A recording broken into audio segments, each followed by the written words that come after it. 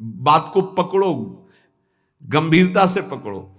तुम प्रभु के अंश हो, प्रकृति के आश्रय से तुम्हें चैन नहीं मिल सकता, शांति नहीं मिल सकती, अमर पद नहीं मिल सकता। तुम भटकते रहोगे, क्लेशित होते रहोगे, भयभीत होते रहोगे। भटकना जन्म मरण। भगवान के एकमात्र आश्रय से तुम्हें विश्राम मिलेगा और कहीं नहीं। जैसे गोस्वामी जी कहते, पायो परम विश्राम राम समान प्रभु नाही कहूं। लेकिन कोई भगवान का आश्रय लेना नहीं चाहता, रुपया का आश्रय लेना चाहता है। वस्तु का बल, पद का बल, परिवार का बल, देह का बल, समाज का बल। तब तक भगवान के दर्शन हो जाएं, लोग बातें बनाते समझते नहीं। अरे द्रौपदी जी अवतार हैं, द्रौपदी जी कोई जन्म नहीं लिए, अवतार हैं, शक्ति का अवतार हैं, यज्ञ कुंड से प्रकट हुई। लेकिन आश्रय दृढ़ तब हुआ इस घटना के बाद, चीरहरण घटना के बाद।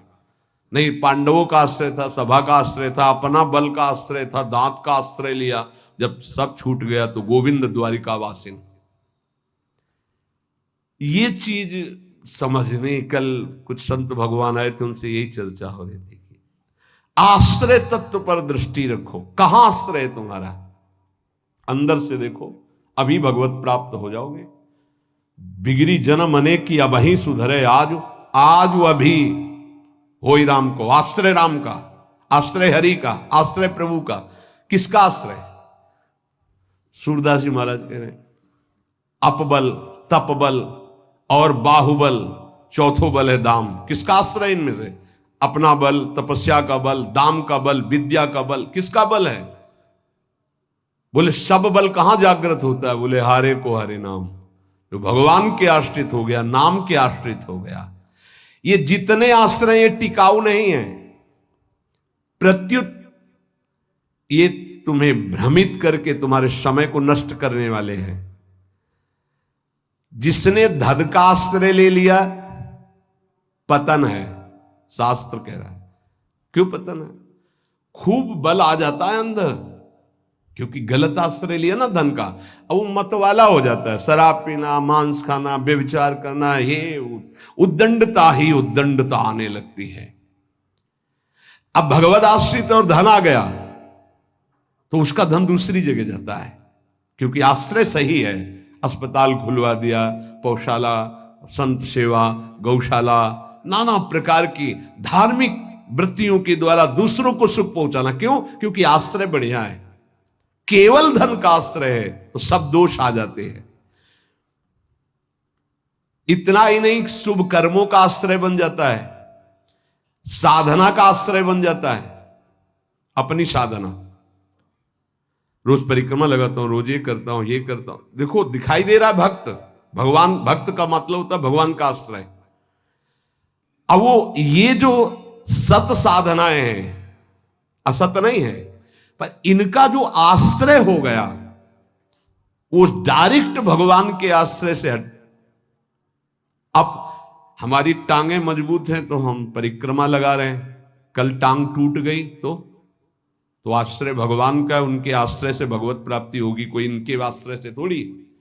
लेकिन अगर वो आश्रय लिया है तो फिर लगेगा हमसे कोई साधना ही नहीं हो रही, आप असंतुष्ट हो जाएंगे। एकमात्र भगवान का आश्रय। तभी कह रहे बिगड़ी जन्म अनेक की अबही सुधरे आज। अभी इसी क्षण सुधार हो जाएगा, अभी इसी क्षण बात बन जाएगी। अनेक जन्मों की बिगड़ी क्या? आश्रय केवल प्रभु का, मामुपाश्रिता। भगवत प्राप्ति की साधना का भी आश्रय नहीं। ध्यान दो, ये बड़ा सूक्ष्म। आश्रय केवल प्रियालाल का। साधना बन रही बढ़िया, कल साधना ना बने, ऐसे रोग हो जाए, ऐसी शरीर की स्थिति हो जाए, ऐसी मना स्थिति हो जाए तो हमें भगवत प्राप्ति नहीं होगी क्या? होगी।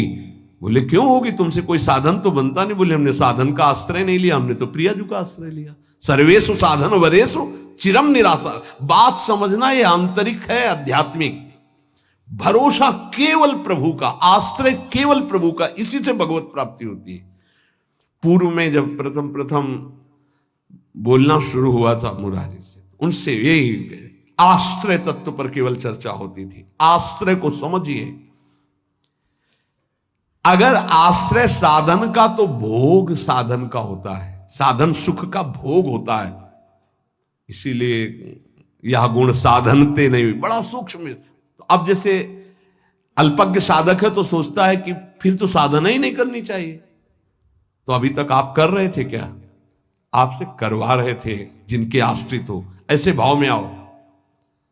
साधन हो रहा है, प्रभु को समर्पित हो रहा है। नहीं हो रहा है तो हम तो प्रभु को समर्पित ही हैं, हमारी भगवत प्राप्ति तो पक्की है। भाई ये समझ आनी बहुत कठिन हो जाती है। हम परिक्रमा लगाया है तो कह सकते हैं कि हम भगवत प्राप्ति कर सकते हैं, क्योंकि साधन का भरोसा है। और अगर नहीं लगा पाए तो भी हमारे भरोसा में कमी हो जाएगी।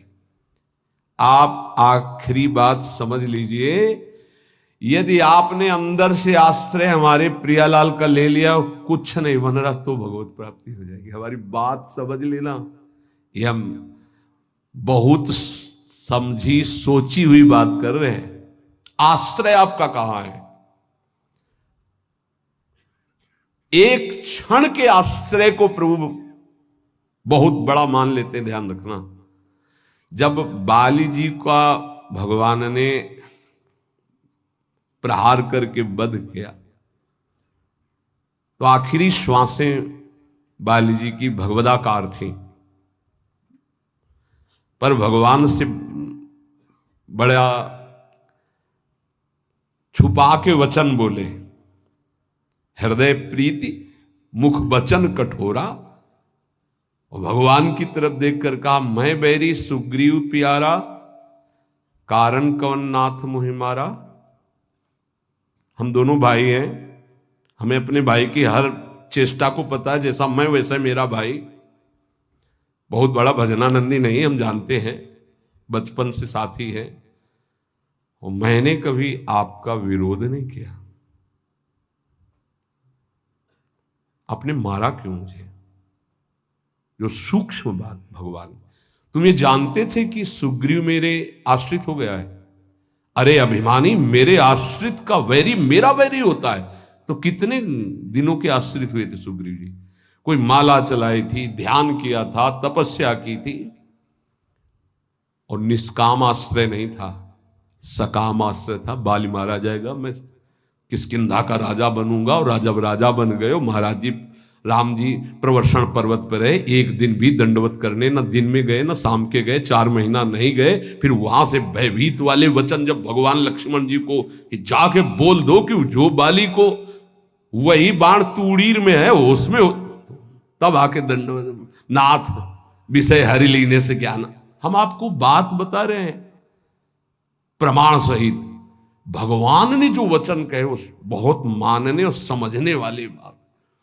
तुम जानते थे कि सुग्रीव मेरे आश्रित हो गया। अरे अभिमानी, तुम मारना चाहता है मेरे आश्रित का वैरी मेरा वैरी, मेरे आश्रित का मित्र मेरा मित्र, इसलिए मैंने तुम्हें मारा। फिर वो आगे की जो बात, अनुज बधु भगनी सुत नारी, व्यवहारिक की बात कही, आंतरिक बात जो कही, मेरा शरणागत मेरे आश्रित। अन्य आश्रय टिकाऊ नहीं है, पहले दिमाग में रख लो। यहां तक कि साधना का आश्रय भी। इसीलिए सर्वेषु साधन वरेषु चिरम निराशा। साधना का आश्रय साधन का भोग करवाने लगता है। साधन का भोग क्या होता है? एक अहम में सुख। दिन में 3 परिक्रमा लगाता हूं वृंदावन की, वो अहम में जो आश्रय बैठ गया साधना का, ये अहम भोग कर रहा है उसका। 3 लग गई तो कोई बात नहीं, 3 दिन नहीं लगी तो कोई बात नहीं। उन्हीं के तो आश्रित। मान लो कोई ऐसी शरीर की अव्यवस्था, प्रमाद नहीं होती, प्रमाद नहीं होता भक्तों में। आश्रय हमारा प्रभु का, जैसी उनकी रुचि हो वैसा चलावे। बहुत बढ़िया साधन बन गया तो हमें कोई हर्ष नहीं है, और कोई साधन नहीं हुआ तो हमें कोई शोक नहीं है। ये स्थिति समझना बड़ा कठिन है। जब तक उपासक भगवान के आश्रित नहीं होता, तब तक वो किसी न किसी पराधीनता को स्वीकार करता रहता है, और इसीलिए उसका दुख नहीं मिटता। अन्य आश्रय परिणाम दुख। ध्यान रखना, प्रभु के सिवा अन्य आश्रय बराबर दुख। प्रभु का आश्रय बराबर सुख दुख की निशानी नहीं। संसार में प्रगट आश्रय भोगों का, शरीरों का, पदों का, धन का बड़ा आकर्षण है। स्त्री का आश्रय, पुत्र का आश्रय, मकान का आश्रय, बड़े बड़े आश्रय हैं अंदर। जब तक ये आकर्षण रहेगा तब तक भगवान में आकर्षण नहीं होता। और अंदर सब आकर्षण में वही कृष्ण का है। भगवान का आश्रय होते ही त्रिभुवन की प्रिय से प्रिय वस्तु से राग खत्म हो जाएगा। ये पहचान है। कोई प्रिय नहीं लगेगा। वही प्रिय लग रहे हैं, उनके सिवा वास्तविक आज भी किसी को कोई प्रिय नहीं लगता। अगर वो अंतर ध्यान हो जाए तो उस शरीर को फूंक दिया जाता है, जला दिया जाता है, गाड़ दिया जाता है। क्या ये प्रियता रही? प्रियता तो प्रभु से ही थी। देखो, प्रगट में देखने वाले की दृष्टि में और वर्तमान की स्थिति में बड़ा अंतर हो सकता है। ऐसा नहीं है कि आप जो दृश्य देख रहे हो वो दृश्य वैसा ही हो। आपकी देखने की क्या शैली है। एक बार यही बात अकबर से जब कहा बीरबल ने कि देखी हुई बात गलत हो सकती है, अपना चिंतन जैसा होता है वैसे ही दृश्य दिखाई देता है, उसको भी समझना चाहिए, ना कि जो हमें दिखाई दे रहा है वही सत्य है। ऐसा कैसे हो सकता है? जब हम देख रहे हैं तो सत्य क्यों नहीं हो? तो उनका कभी ऐसा आपके सामने प्रश्न आवे तो बताना, फिर हम आपको उत्तर देंगे। एक दिन जो बादशाह की सैया लगाता था, उसके मन में आया कि जीवन व्यतीत होता जा रहा है फूलों की सैया लगाते हुए बादशाह के लिए, तकिया और 5 मिनट लेट के देखते हैं बादशाह थोड़ी आ जाएगा इस समय। लेटा तो सोचा इनका जो चद्दर है इतना सुगंधित और मुलायम, जरा डाल के डाला और आंख मूंद के 5 मिनट आनंद लेते, सो गया। अब भैया कहां चारपाई में सोने वाला, कहां बादशाह की सैया में। और दरबार में उनको विलंब था, तो जो उनकी पत्नी थी वो वहां गई। आज महाराज बिना कुछ खाए पिए बात किए, हमें लगता कोई सीरियस मैटर रहा होगा, थकित होकर के सो गए। पार्श्व में वो सो गए। अब बादशाह आया तो देखा मेरी सैया में कोई पुरुष और हमारी पत्नी। तलवार खींची तो कहा, उसने कहा था बीरबल ने कि दृश्य झूठा हो सकता है। उसको बुला के कहते हैं एक दृश्य कहां से झूठा हो सकता है, मैं सत्य देख रहा हूं। बुलाया और कहा कि तुम कहते थे दृश्य झूठा हो सकता है, देखने वाले की क्षमता के अनुसार दृश्य दिखाई दे। मैं देख रहा हूं मेरी पत्नी किसी गैर पुरुष के साथ पड़ी हुई, ये झूठा है? बोले महाराज झूठा भी हो सकता है। झूठा ही है मैं ऐसा नहीं कहता, लेकिन झूठा भी हो सकता है। अब कौन पुरुष है अब हमें तो पता नहीं, लेकिन आप 2 मिनट खंभे की आड़ में रुकिए। रानी को ऐसे जी, बोले आप किसके साथ सो रहे? बोले महाराज के साथ। बात नहीं की? बोले नहीं, थके थे, सो रहे थे इसलिए जगाया नहीं, पार्श्व में सो गए। ठीक है आप जाइए, हम महाराज को जगा के ला रहे हैं क्योंकि भोजन नहीं पाया, इनको पवाना है। हाँ ठीक है। पर्दा हटाया तो वो फूल बिछा ले। वो तो घबरा रहा था एकदम, तो उनका मालिक जान बचा लो, मुझे ऐसा ऐसा आया इसलिए। नहीं तो किसके साथ? बोले हमारे साथ तो कोई नहीं था। बादशाह पर्दे के आड़ में सुन रहे। बोले चुपचाप भाग जा, अगर बादशाह जान गए तो मार भगा दिए। बोले सरकार देखा दोनों निर्दोष थे, यदि आप मारते तो दोनों की हत्या आप कर सकते थे, लेकिन दोनों निर्दोष थे। हमारी दृष्टि प्राकृतिक दृश्यों का फाइनल नहीं कर सकती, फिर सच्चिदानंद का कैसे? तो हमें अपनी दृष्टि सुधारने, वीत राग, जिनका राग बीत गया है, अर्थात परम वैराग्यवान, भगवत लीला का रसास्वादन, इसलिए परम वैराग्यवान परमहंस शिरोमणि सुखदेव जी को श्रीमद् भागवत कथन का अधिकारी श्री भगवान व्यास देव जी ने जान करके भागवत दी। जब कोई प्रभु से विमुख हो जाता है तो नाशवान पदार्थों में और शरीर में, ये नाशवान है, इसमें राग हो जाता है। अब ये राग उससे पापाचरण कराता रहता है, वो भगवान की लीलाओं को नहीं देख सकता। हमारा सच्चिदानंद प्रभु की प्राप्ति का पहले भूमिका समझ ले। जब कोई तीनों रागों से, तीन प्रकृति के गुण, तीन शरीरों की रचना, तीनों लोकों का वैभव, तीनों रागों से जो मुक्त हो जाता है वो भगवत प्राप्त होता है। भगवत प्राप्ति में भी बड़ा भेद है कई तरह का। भगवत प्राप्ति में भी जो रस सिद्ध महापुरुष है वो गोपी भाव को, जो उनसे भी सहचरी भाव को, आपकी दशा कहां है? देह भाव में हो। अब देह भाव से देखोगे तो क्या दिखाई देगा? जैसा चश्मा वैसे दिखाई देगा। इसलिए लीला का वास्तविक रहस्य कौन जानता है? बोले वीतराग। कौन वीतराग? बोले जो परमात्मा से विमुख है उसका नाशवान प्रकृति के द्वारा रचे हुए वस्तु, व्यक्ति, स्थान, शरीरों में राग हो जाता है। वो राग जिसका नष्ट हो चुका है उसे कहते हैं वीतराग, परमहंस। ये राग कामना पैदा करता रहता है। रजोगुण से राग उत्पन्न होता है और राग से अप्राप्त की प्राप्ति की चाह का नाम कामना है। मैं ये भोग लूं, जो सुना, जो पढ़ा, जो देखा वो भोग लूं, प्रकृति का कामना कहते हैं।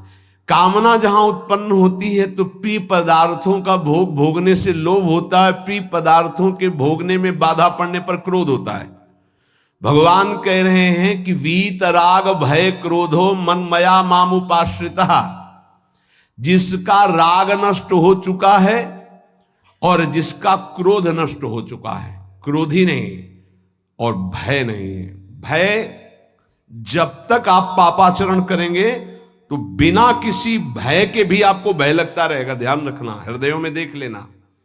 अगर भय लग रहा है आपको, अव्यक्त भय, कहीं ऐसा ना हो जाए, कहीं ऐसा, आपका मन मलिन है और आपने पापाचरण किए हैं, वो आपको भयभीत करते रहेंगे। जो भगवत शरणागत निर्मल हृदय वाला होता है उसके अंदर निर्भयता आती है। निर्भय, निश्चिंत, निशोक। भगवान कह रहे हैं जो राग रहित है और भय रहित है। भय एक ही जगह आता है। अज्ञान जनित नाशवान शरीरों में राग, भोगों में राग, जिससे पापाचरण, तो ये शरीर न नष्ट हो जाए इस बात का भय बना रहता है। कहीं भोग सामग्री न छूट जाए इस बात का भय बना रहता है। और एक मन में अव्यक्त भय बना रहता है, वो पापाचरण का फल, वो एक कल्पनात्मक भय बना रहता है, भयावह, जिसे आजकल भाषा में डिप्रेशन कहते हैं। वो बेमतलब की बातें सोच सोच कर डरता रहेगा। लेकिन भजन, भगवद आश्रय, ये निर्भय करता है, भय नहीं रहता। जब हमारी कामनाओं की अपूर्ति होती है तो क्रोध आता है।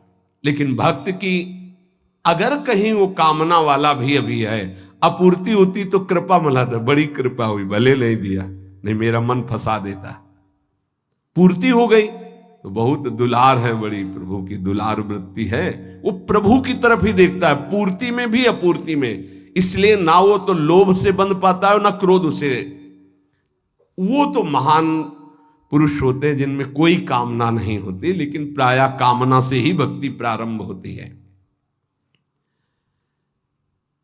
जो हमारा अनिष्ट होने की आशंका बनी रहती है, ये अविद्या, अज्ञान, नाशवान पदार्थ, नाशवान शरीर की प्रियता के कारण। तो भय, क्रोध, लोभ, ममता, ये सबका मूल जो है कामना है, काम है। इसी से दोषों की उत्पत्ति होती है। जब तक ये काम है तब तक भगवान की लीलाओं को तुम कैसे जान सकते हो? कैसे जान सकते हो? जब तक तुम्हारे शरीर से काम क्रीड़ा होती है, तुम्हारे अंदर मन में कामनाएं प्रकट होती हैं, तब तक तुम भगवान के चरित्रों का रहस्य नहीं जान सकते। क्योंकि भगवान कह रहे मेरे जो चरित्रों को, मेरे कर्म को, जन्म को दिव्य जान जाता है, उसका पुनर्जन्म नहीं होता, तो कौन जान जाता है? तो बोले वीतराग भय क्रोधा।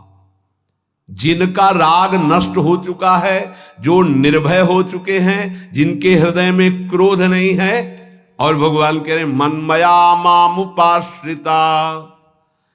मनमया, जो मुझ में तल्लीन है, रात दिन नाम जप कर रहे, भगवत ध्यान में। माम उपाश्रिता, मेरे ही आश्रित है, मेरा ही चिंतन, मेरा ही आश्रय। अंदर से किसी से कोई राग नहीं है, किसी भी भोग की भोगने की इच्छा नहीं है। उस इच्छा की जब वृत्ति नहीं तो क्रोध और लोभ की संभावना ही नहीं, और जब इच्छा ही नहीं तो पापाचरण नहीं तो भय नहीं हो। भय केवल पापाचरण से होता है।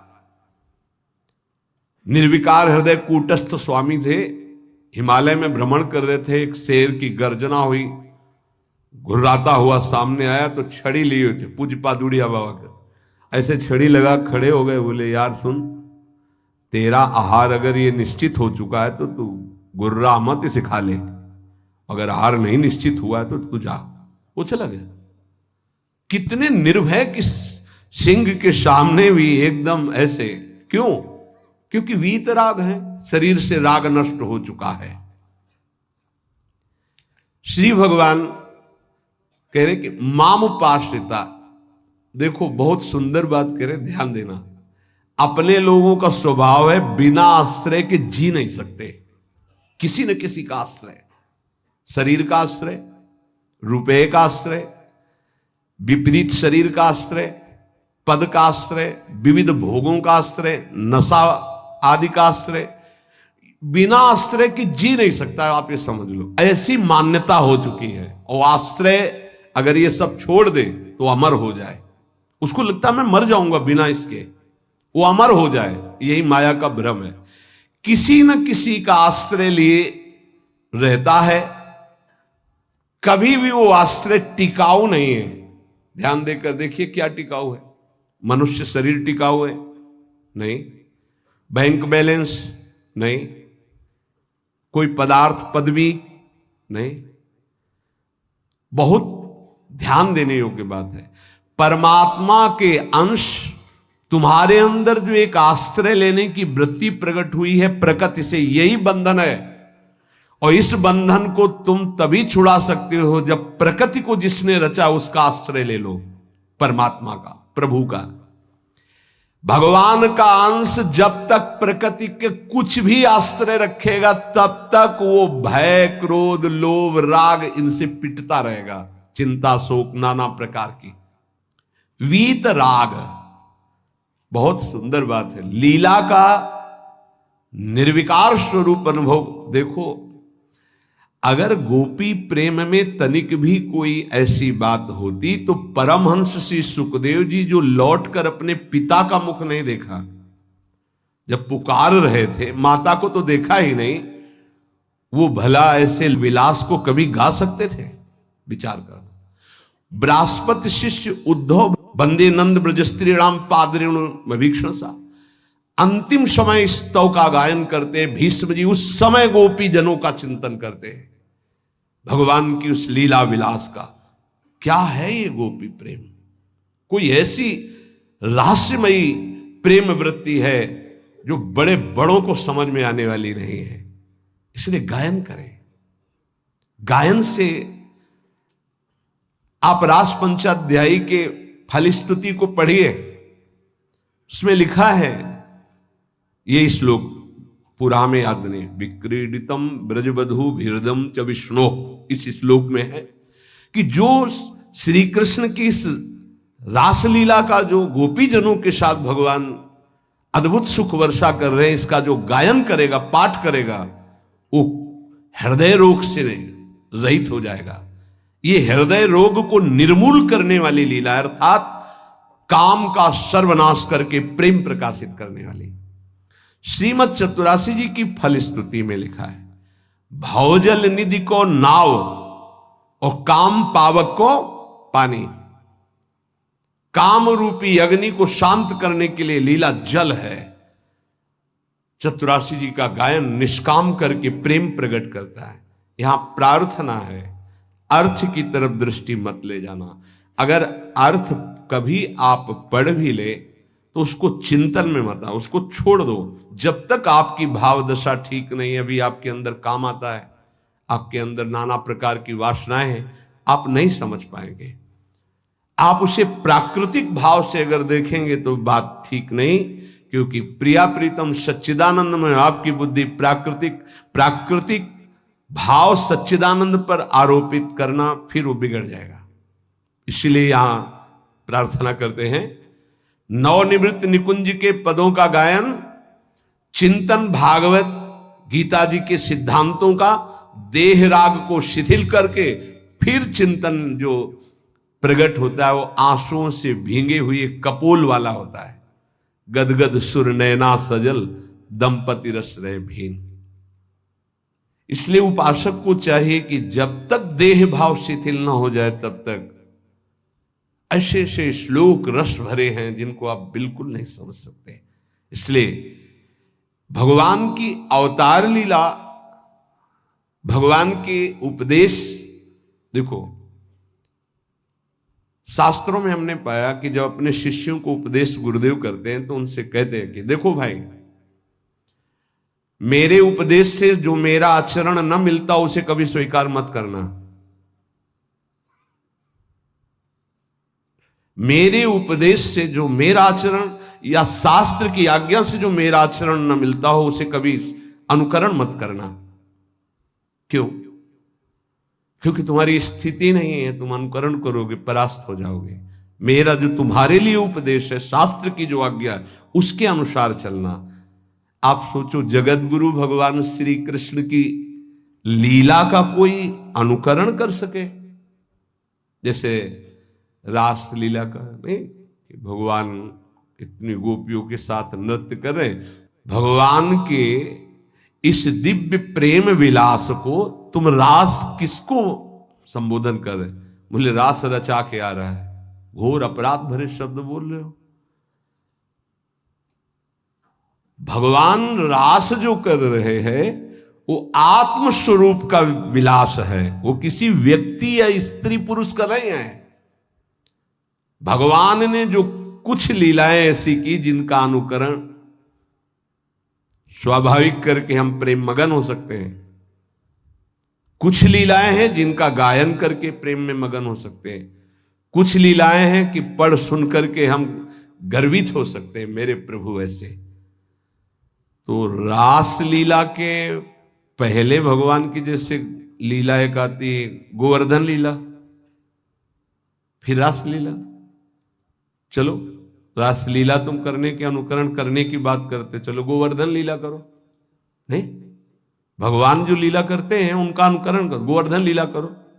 अब भी 21 किलोमीटर के महाराज हैं गिरिराज जी। श्री कृष्ण चंद्रजू जो लीला कर रहे हैं वो गायन करनी है, अनुकरण करने की सामर्थ्य किसमें है? किसमें है? भगवान शंकर ने हलाहल जहर निकला समुद्र मंथन से, यहां रोक लिया, तुम एक कुल्ला पानी रोक के दिखाओ, पानी, और हलाहल जहर रोक लिया। तो सामर्थ्यवान महापुरुषों का आचरण वही अनुकरणीय है जो शास्त्र सम्मत है, जिनका वो आदेश कर रहे हैं कि आप ऐसा कीजिए।